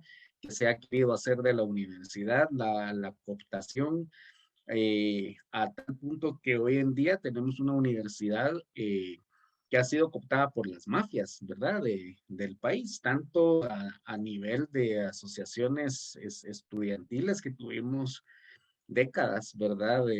De una intervención en este sentido, como a los más altos niveles de las autoridades, ¿verdad? Personas que están puestas ya en estos puestos simplemente para servir de desarticuladoras de la misma universidad. Y en ese sentido también nos enfrentamos a este gran monstruo, ¿verdad? El Estado-Nación guatemalteco, del cual es también hoy uno de los temas centrales, es enfrentarnos a esa institucionalidad que nos va a negar, digamos, las principales formas de difusión, ¿verdad? Nos enfrentamos tanto a eso a nivel interno como a nivel nacional, digamos, la universidad no solo está siendo atacada con estas narrativas que se construyen para su descalificación, sino que tampoco tiene entrada, digamos, a difundir sus campañas, a difundir sus conocimientos, etcétera, porque está pues limitada, ¿verdad? Nosotros sabemos que el no ser, el que la población no tenga ninguna injerencia en los medios productivos y entre esto también hablar de los medios de comunicación, etcétera, pues nos minimiza las posibilidades de difundir mucho de lo que se hace en la universidad, ¿verdad? Pero también, pues al hablar de la universidad, no puedo hablar dejar de mencionar también, pues la parte académica, que creo que aquí lo que nosotros necesitamos es una refundación también en el tema académico, en la innovación de metodologías, ¿verdad? En implementar nuevas tecnologías que vayan acompañando esa transformación también del pensamiento de lo que debe ser la Universidad Nacional, ¿verdad? Es decir, si nos vamos a cuestiones muy concretas, por ejemplo, participar, ¿verdad? En los procesos de asambleas comunitarias, por ejemplo, no importa, no tienes que ser antropólogo, ¿verdad? Hay mucha gente en el campo, hay médicos, hay agrónomos, es decir, hay muchas personas de la universidad que están en contacto con el campo y ahí tenemos que implementar nuevas metodologías, digamos, cómo poder participar en las asambleas, cómo poder participar, digamos, en la organización y formación de maestros y maestras comunitarios, ¿verdad? Que puedan romper con la hegemonía, digamos, aquí se habla de la educación bilingüe intercultural. Y eso es algo que yo siempre les recalco a mis estudiantes, ¿verdad? Les digo yo, muchas veces esto se vuelve el dominio en el propio idioma, ¿verdad? Porque es una educación bilingüe, contenidos que impone el Ministerio de Educación, por ejemplo, ¿verdad? Entonces sigo reproduciendo las ideas del poder, solo que en cachiquel, en cachichí, en quiché, ¿verdad?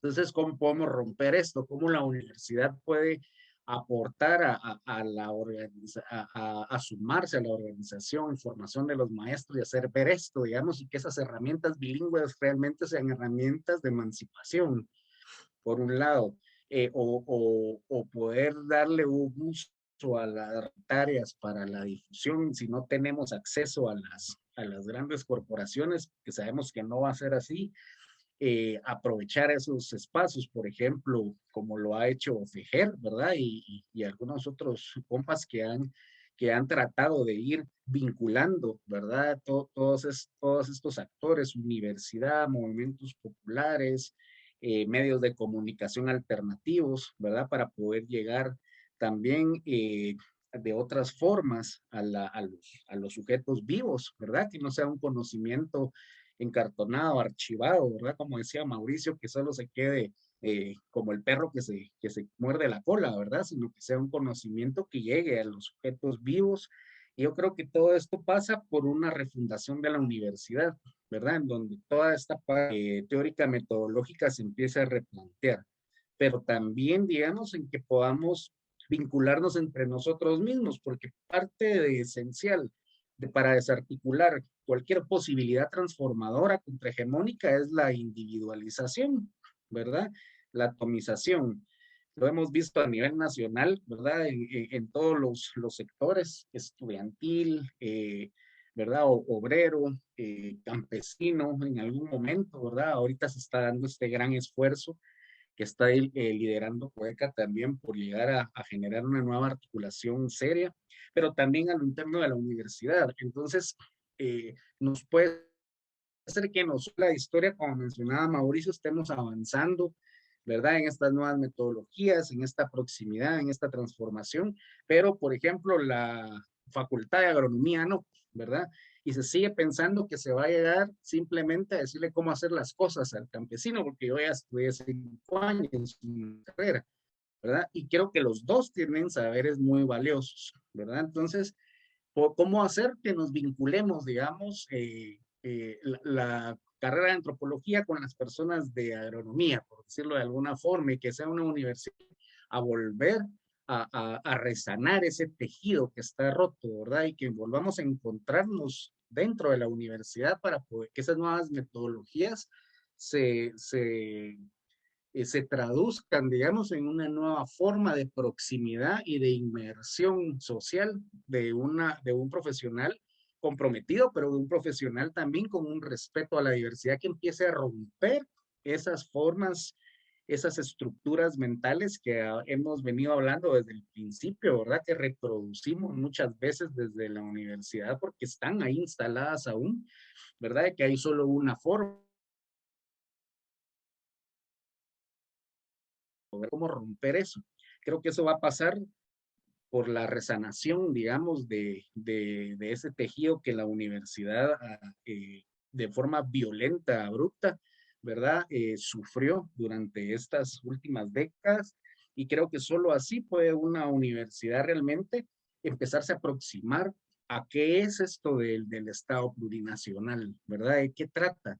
¿Verdad? A aproximarse a esas ideas que ya no es solo la universidad en solitario quien imponía, ¿verdad? La única forma de conocimiento, sino que vemos hoy que hay mucho que aprender de las propias formas de organización y lecciones que nos están dando esos sujetos históricamente racializados, ¿verdad?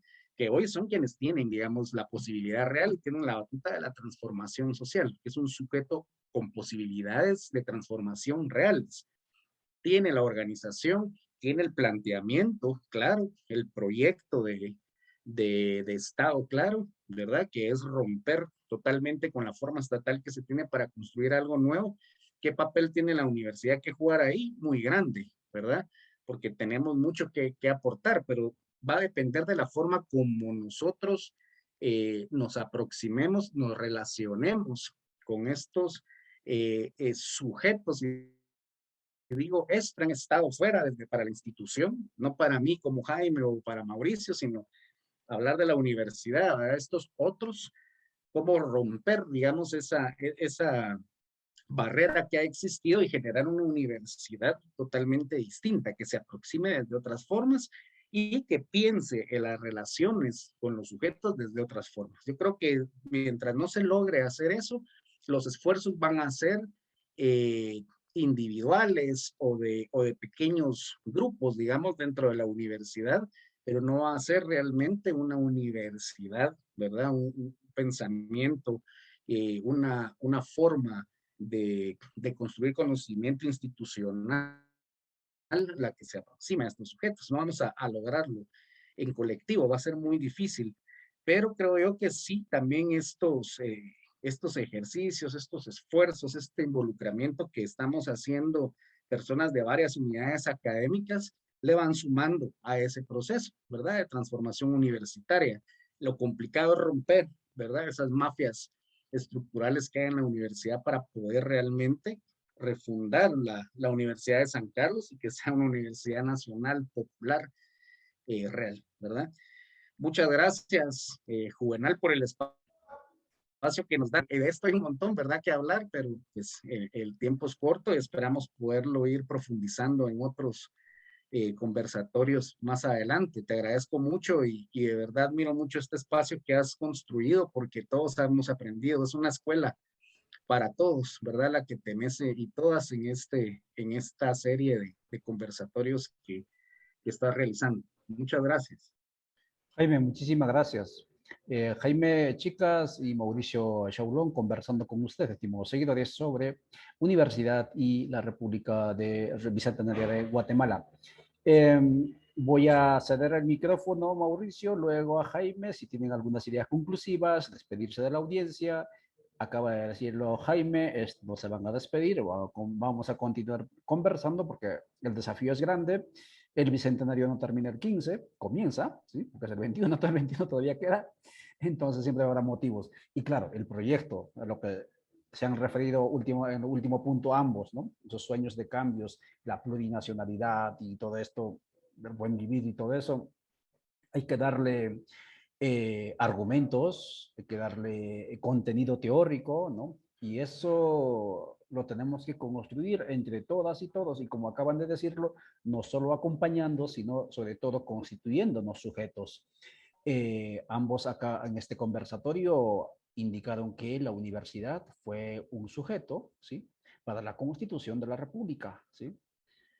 Más allá de lo que se pudo hacer o no se pudo hacer, seguirá haciéndolo, ¿no? Dependerá mucho de las personas, de los actores que estén de la comunidad universitaria, pero seguirá haciéndolo un sujeto potencial para la creación del nuevo sistema que se sueña.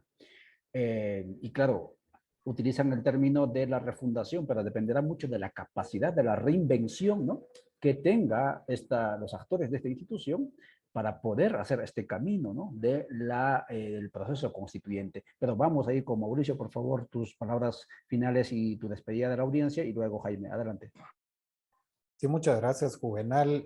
Precisamente con esto último que tú decías, realmente estamos en un momento muy importante de la historia, en un momento en que se está discutiendo, en que se está luchando fuertemente, no solo en el campo concreto económico, en el campo concreto político, sino en la batalla de las ideas.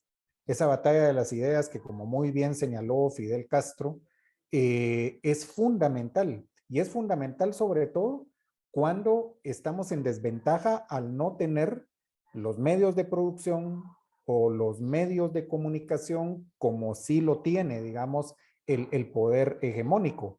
Y esto que estamos haciendo es precisamente contrahegemonía. Estamos utilizando todo lo que está a nuestro alcance, la tecnología. Bueno, eso significa entonces también la Universidad de San Carlos. La Universidad de San Carlos es un campo de disputa en este momento y por supuesto hay personas dentro de la Universidad de San Carlos que no están a favor del pensamiento crítico, de las acciones críticas, de una praxis crítica y mucho menos de una praxis revolucionaria. Mientras que habemos otras personas que sí. Y entonces es una disputa a lo interno dentro de la misma universidad. Y es una disputa entonces porque ese presupuesto que por ley constitucional tendría que darse anualmente, ¿no? Esté ahí, porque ese presupuesto no es para que nos lo embolsemos, digamos, solo con salarios, no, no es eso. Es la dignidad del trabajo. Yo invito a las personas que nos están escuchando a que se pregunten, a que indaguen qué significa investigar en la universidad, qué significa hacer docencia en la universidad. Y por supuesto que hay muchísimo que mejorar, pero hay muchísimo que se ha avanzado y hay muchísimo que se ha logrado. Entonces yo apuesto en este tipo de espacios a que sigamos articulando, pero también profundizando en esa relación entre las luchas sociales y el quehacer universitario. El quehacer universitario no tiene que ser visto como algo separado de las luchas sociales, no. También el quehacer universitario debe ser parte de las luchas sociales, o por lo menos así lo consideramos nosotros, con Jaime, con Rafael Castillo, con otros y otras colegas con quienes trabajamos de esta manera en la universidad. Entonces, ahí está en este momento nuestro mayor desafío. ¿Cómo estamos afrontando y abordando? Y tú decías, ¿no? Esto de lo plurinacional, ahora a mí me preocupa, por ejemplo, que hay varias personas que ya lo empiezan a hablar, pero sabemos que llevándolo un poquito hacia el área o el campo del poder, ojo con eso, porque aquí es una disputa por la hegemonía. Entonces, tenemos nosotros que discutir fuertemente, profundamente, qué significa lo plurinacional, qué significan las luchas sociales en este momento, la lucha de clases, y a partir de eso, entonces, ¿cuál es nuestro papel desde las aulas, desde la investigación, etcétera, ¿no? Así que, pues, el papel de la Universidad de San Carlos ha sido histórico, el papel de lo universitario en Guatemala ha sido histórico, y por supuesto que me siento de verdad muy privilegiado de poder estar aquí, muy agradecido, y por supuesto cuentan conmigo Codeca, el MLP, y cuenten también con nuestros programas de investigación, los programas transdisciplinares del Instituto de Investigaciones de la Escuela de Historia de la Universidad de San Carlos de Guatemala. Gracias, Juvenal, y me sumo a la felicitación de Jaime por este esfuerzo que haces tú con otros compañeros y compañeras por esta comunicación contrahegemónica. Muchas gracias. Gracias, Mauricio. Jaime, por favor. Y pues yo quiero nada más recalcar de que un espacio como este lo que permite transmitirle, ¿verdad? A los compañeros, compañeras, a la sociedad que nos ve, que la universidad sigue estando viva, ¿verdad? A pesar, digamos, de toda la persecución y la violencia sistemática, a pesar de la descalificación, pues la Universidad de San Carlos sigue estando viva gracias, ¿verdad? A las personas que le permiten seguir con esa vida, al interés de muchas personas que a pesar de estar de nadar contra la corriente, pues siguen teniendo una vocación, ¿verdad? Eh, legítima, ¿verdad? En involucrarse en la transformación de esta sociedad. Creo que tenemos que ir identificando también esos espacios, como decía hace un momento, que legítimamente o que realmente buscan ser contrahegemónicos, que buscan no solo maquillar las cosas e ir en la búsqueda de espacios de poder, ¿verdad? Para acumular, para enriquecerse, sino los movimientos que realmente están comprometidos con transformar esta historia pues tan denigrante, tan triste, ¿verdad? Que hemos vivido bajo esta estructura de esto que estamos analizando ya hace algún tiempo, que es el Estado-Nación guatemalteco, ¿verdad? Y creo que la universidad tiene hoy más que nunca muchas posibilidades, ¿verdad? Porque a diferencia del panorama que dábamos al principio del programa, en este proceso histórico, hoy la universidad está abierta, digamos, a pesar de estos filtros que tan nefastos que Mauricio mencionaba, ¿verdad? Que han buscado cerrar el espacio. Sin embargo, ahí tenemos a compañeros y compañeras ya pertenecientes a los diferentes territorios y pueblos de Guatemala, ¿verdad? Tiene un rostro distinto la universidad, que es lo que le da esa vida y esa posibilidad real de poder transformarse, ¿verdad? Ya es un espacio tomado, ganado por la población, por la sociedad guatemalteca, que creo que es lo que esa esperanza del cambio, ¿verdad? Y estos espacios nos permiten a nosotros expresar entonces que está viva la universidad. Le falta mucho, nos falta mucho como institución para hacer, ¿verdad? Ya platicamos de eso porque es complicado, pero no imposible, ¿verdad? Es decir, hay pasos que se están dando muy importantes en volver a reconectar a la universidad con ese divorcio que quiso generar el bloque histórico de poder, quitándole presupuesto, asesinando, haciendo cualquier cantidad, ¿verdad?, de acciones para poder eliminar a la universidad. Sin embargo, resiste, sigue en pie, y creo yo que eso es lo importante, ¿verdad? Mientras existamos personas dentro de ella que queremos de nuevo conectarnos a todos estos procesos, involucrarnos a estos procesos de cambio, la universidad va a seguir viva, ¿verdad? Así que muchas gracias, Juvenal, por la invitación de nuevo, ¿verdad? Vamos por el buen vivir y hasta la victoria siempre. Muchas gracias, Mauricio. Muchas gracias, Jaime. Y muchas gracias a ustedes, estimados seguidores, por estar al otro lado de la pantalla. Sobre todo ese equipo de comunicadores comunitarios que van moviendo este contenido en diferentes espacios, en diferentes lugares. Mañana, a las 4 de la tarde, siempre en este marco de lo que hemos titulado Bicentenario de qué, estarán conversando con usted compañeras de diferentes pueblos, de diferentes espacios territoriales, sobre mujeres en la República Bicentenaria de Guatemala. Hoy fue a la universidad y los compañeros abordaron el tema de la mujer como sujeto, como ciudadana en esa historia. Mañana ellas hablarán sobre el tema.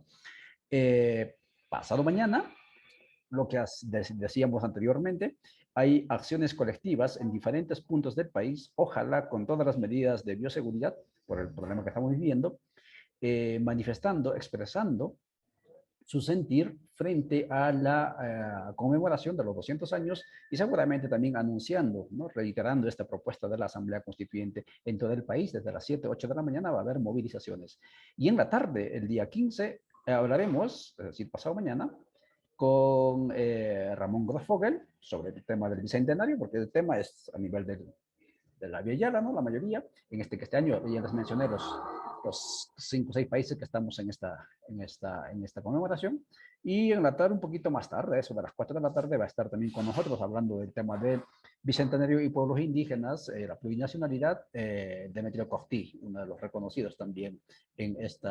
Y así vamos a ir creando más espacios. Muchas gracias por vuestra atención y gracias por mover estos contenidos. Chau, chau.